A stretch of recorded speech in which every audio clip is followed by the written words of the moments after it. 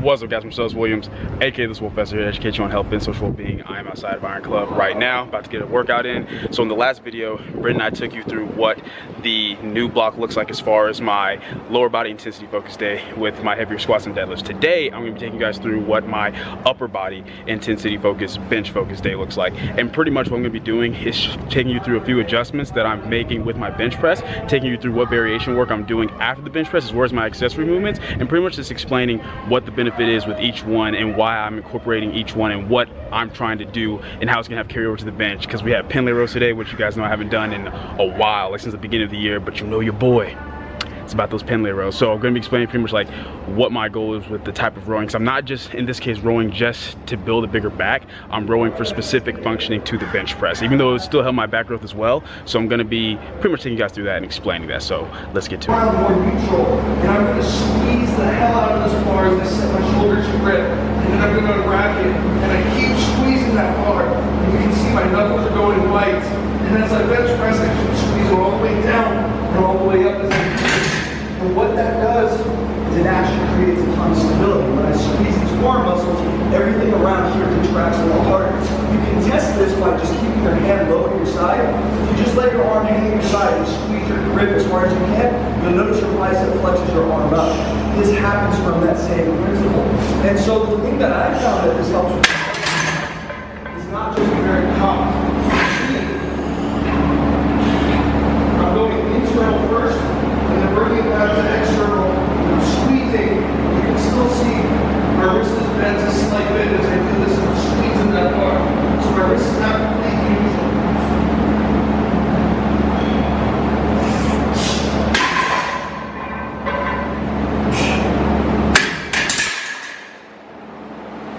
Alright, so you guys have seen like my mobility work for bench press before. You've seen how I warm up as far as acclimation sets. So what I just showed you was my last two warm-up sets. I currently have 260 pounds on the bar, and that's probably gonna be my top set of 4 at RP7.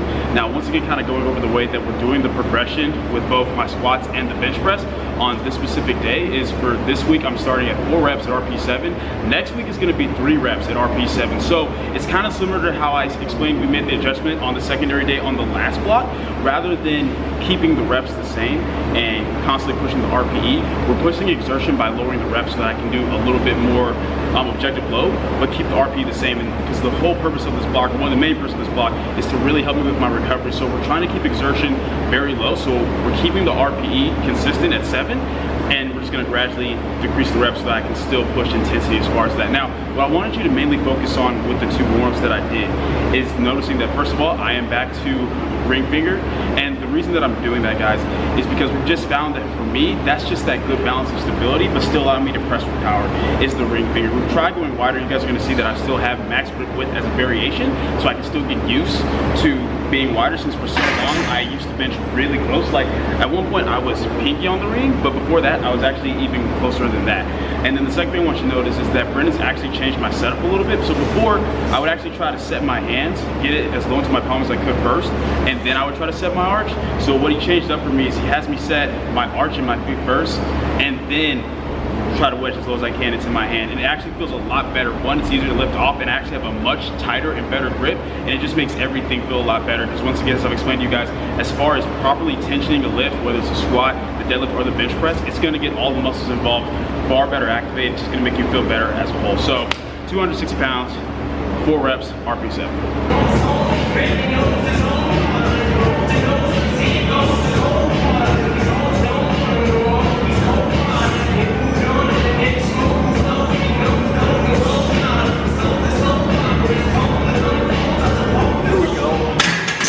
Alright guys, so that is the best a top set on bench has felt in like weeks. They're probably like a block or 2. And it just goes to show you guys once again that there's so much more to this stuff, guys, when it comes to like really looking at the lift from an individual basis.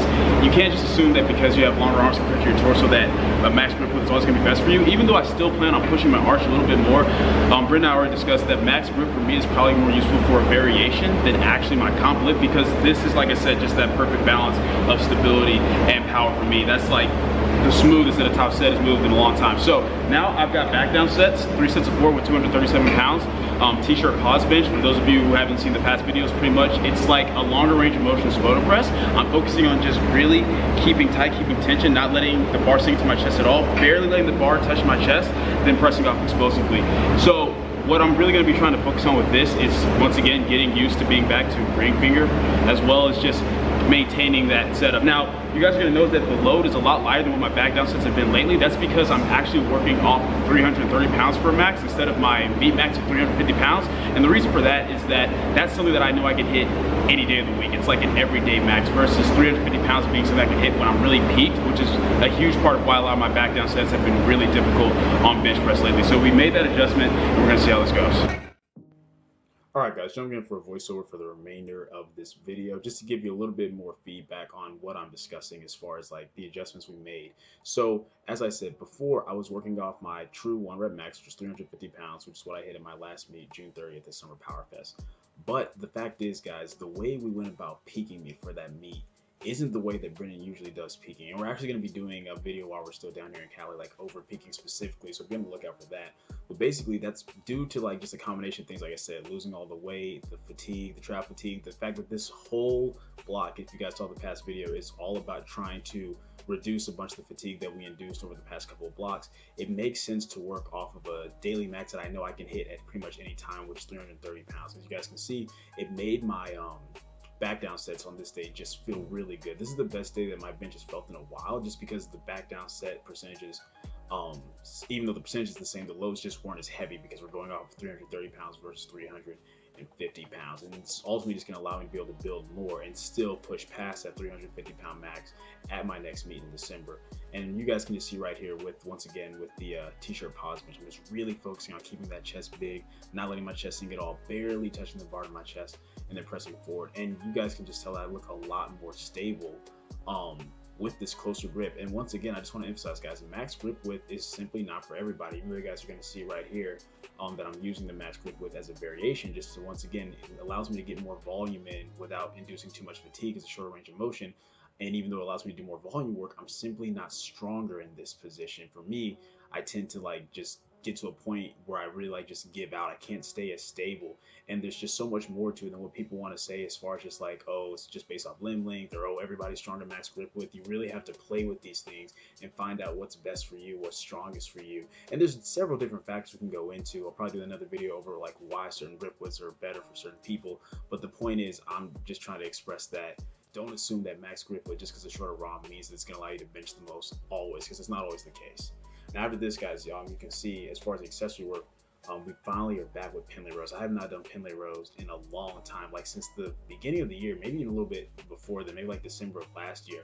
But Brendan has them back in the programming right now. And what I'm really trying to focus on is essentially getting in the same arch position that I would be for my bench press. Right here, I'm not so much doing it. Right here, I'm kind of like, this is before Brendan and I talked about like kind of what we're trying to do with it. I'm kind of just treating it the same way I always have, like a movement where I'm trying to get a nice long range of motion and really just focus on overall like back development. And I'm still going to get that back development. This movement's still going to help me. But right now, I'm not just rowing for the purpose of building up the muscles in my back. I'm rowing for the purpose of specific functions for the bench press. I'm really trying to focus on that retraction of my scalp build in the same way that I would in the bench press, which is what I've been doing with most of my rowing movements in general. But we're not right now, we're really focusing on the upper back, because as we mentioned in a previous video, I have a really good connection with my lats, but I could have a better connection with my upper back. You guys are going to see when I show you my volume bench today, different things that we're doing for that, just to really work on upper back tightness, really focusing on retracting and maintaining that stability and position. You guys can see here that Brendan joined me as well, and he's kind of showing you more of the position that I'm going to be trying to get in, because you may not be able to tell from this angle, but he's just more arched. He's more in his like the arch position he'll be for the bench press, and that's what I'm trying to work on.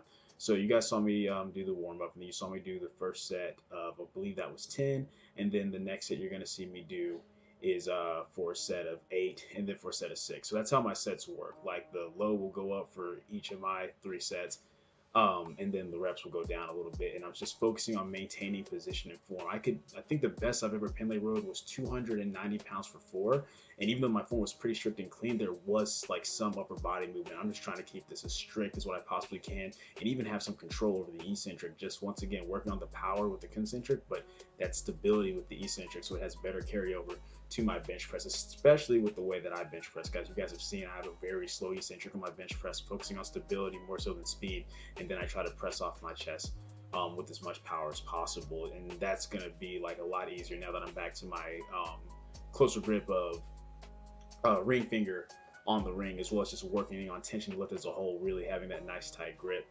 And then right here, you guys can see that we're doing dumbbell seal rows. Now with this, guys, we're doing a tempo once again, because I'm really just trying to work on getting that good connection with my upper back, really feeling the retraction and the depression. I could easily probably do like, 80, 90, even 100 pounds for this movement and still stay pretty strict, just because it's really hard to cheat on this movement in general, but it just wouldn't allow me to retract as properly. So I actually just started with 50 pounds because it's like 4 sets of 10, and like I said, we're going at a tempo. So the higher reps combined with the tempo definitely makes it a more taxing movement as far as like the load that you can use. But once again, I'm just really trying to emphasize like that, developing that connection with my upper back. And this isn't just going to help me on the bench press, guys. This is going to help me like with all my lifts, because once again, building your back's going to help you on everything with the big three, but it's even going to help me with my squat in combination with like the high bar and front squat variation, which you guys will be seeing in an upcoming video. And I'm going to be going specifically why the variations you pick are just as important as the accessory movements that you pick, and how it goes beyond just like, okay, I have this issue,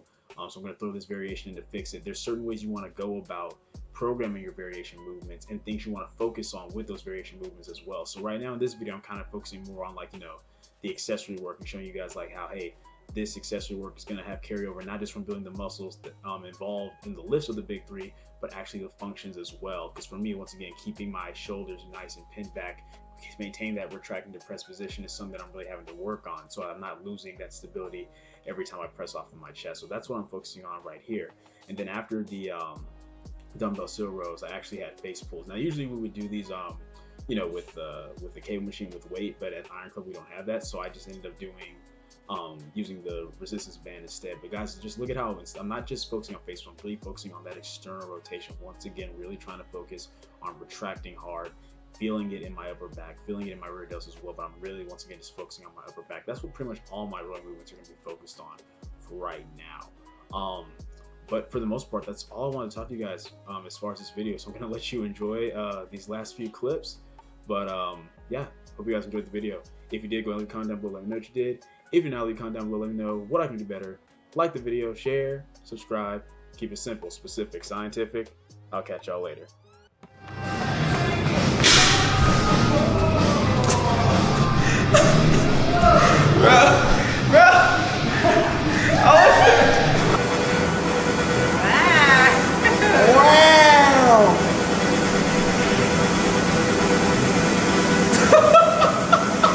Look how much better I do these fucking reps than him.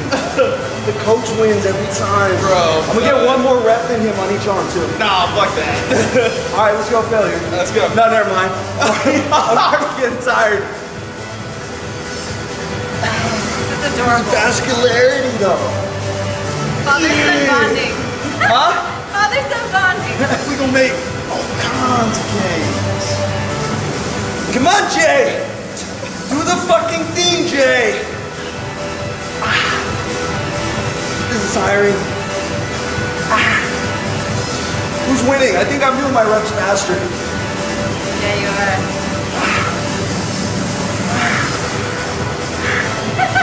You're so gay.